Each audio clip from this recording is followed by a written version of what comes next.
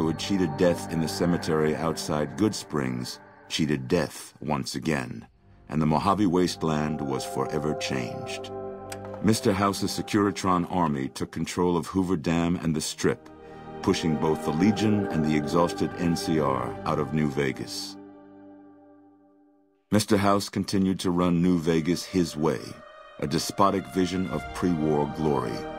The streets were orderly, efficient, cold.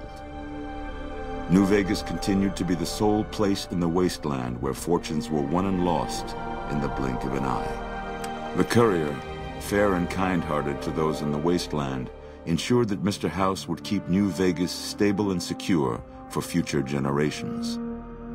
Mr. House afforded him every luxury at his disposal in the Lucky 38, out of gratitude and a quiet sense of pride for his choice in lieutenants.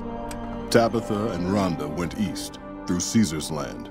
Occasionally, tales of their exploits found their way back west, though few believed them.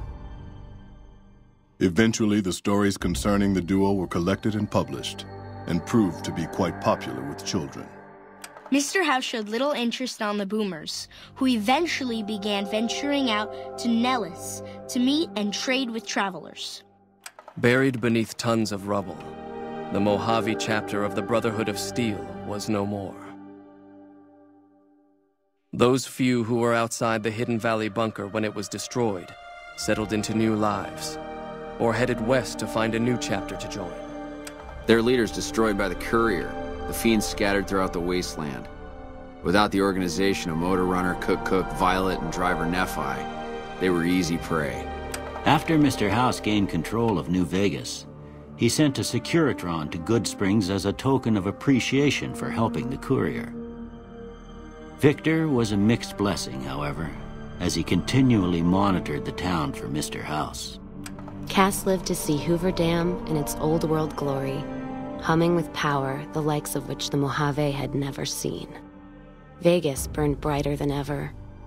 Securitrons filled the streets, and Cass's heart skipped, just a little.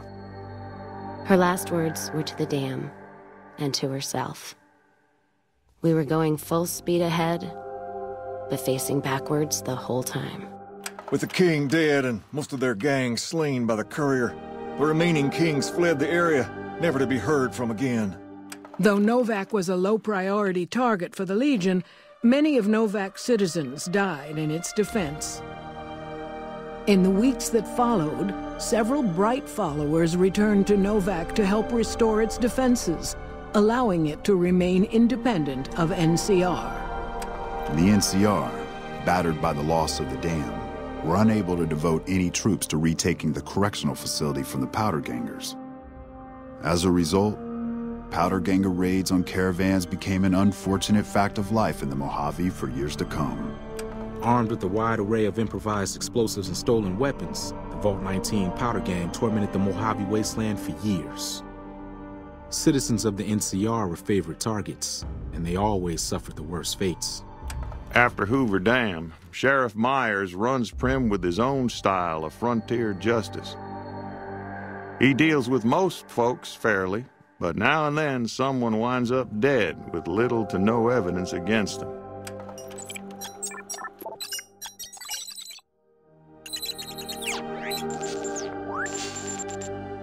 And so the Courier's road came to an end, for now. In the new world of the Mojave Wasteland, fighting continued, blood was spilled, and many lived and died just as they had in the old world. Because war never changes.